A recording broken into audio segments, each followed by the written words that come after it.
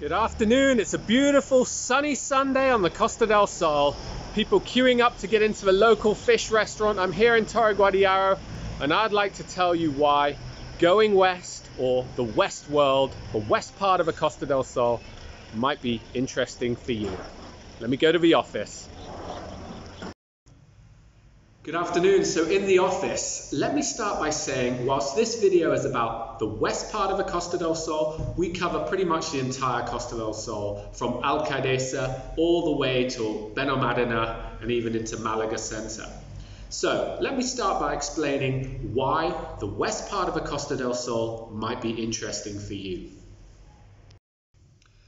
So why is the west part of the Costa del Sol interesting? Perhaps there are 4 good reasons. 1, it's a quieter life, there's less traffic, it's less busy. Number 2, the urbanizations are lower density.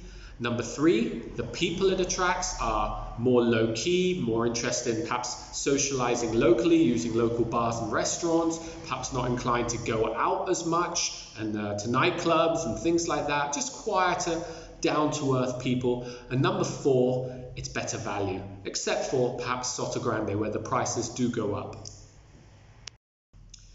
So what would be the gateway into the western part of the Costa del Sol? Well, you can always fly into Malaga. If you were to go from Malaga International Airport to Alcaidesa, for instance, the most western part we serve, that would take you about 1 hour 25 minutes using the toll roads. However, you have got the option to fly into Gibraltar.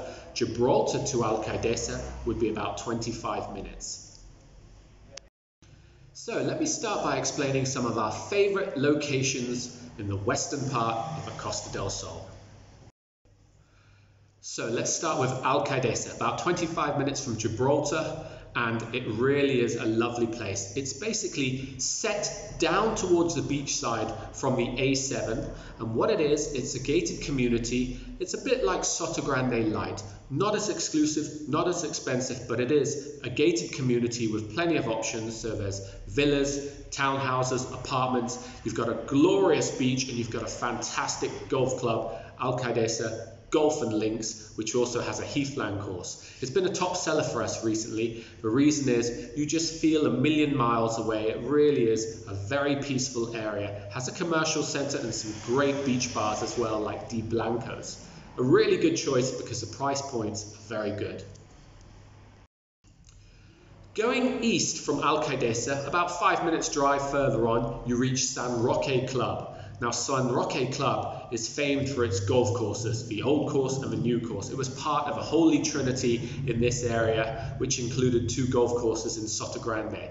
It is being returned to its former glory, and I believe it's hit its lowest price point, so a really interesting time to invest in the area.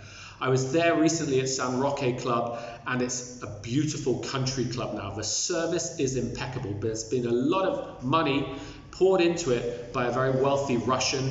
He's totally refurbished the clubhouse, he's expanded it, it's a country club now, and he's got a high focus on service, and there's some great apartments, townhouses and villas around that. There's also a little commercial center, and it's where Soto Grande have their boarding house. Really interesting area, a couple of new developments and some resales as well. You should check it out. Now, Soto Grande, tell only your best friends. Soto Grande, I have no idea why it's not better known in the world. It is really luxurious, it is exclusive, but it has a down-to-earth nature. People here have money, but they don't like to show it off. There are massive, beautiful villas, and because Soto Grande is quite a low-density area, you can get really big plot sizes. So perhaps in Marbella you have a beautiful villa, but it might sit on a plot size of 1,500 square meters. Here in Soto Grande, for the same money, you would have double the plot size. It is a gated community, and the great thing about Soto Grande is they pay so much attention to landscaping. It is beautiful driving around Soto Grande. It's famed for polo, for golf, for yachting, lovely port area, and the jewel of Soto Grande is La Reserva. Some really, really interesting new developments in La Reserva, which we're selling. But if you're looking at a resale, a nice Andalusian style villa, we know people who have got really good properties on the market, and we collaborate with them. Soto Grande, you need to check it out. It's a very exclusive, interesting and cool area. So, just on the eastern side of Sotogrande Port, it's a beachside town called Torre Guadiaro. It's where I live. Now, Torre Guadiaro is, I would say, the last beach town that hasn't been developed along the Costa del Sol. You can still pick up beachfront apartments for 125,000 euros. Now, obviously, there's a lot of people looking at picking up these bargains, refurbishing them and creating lovely beachfront homes.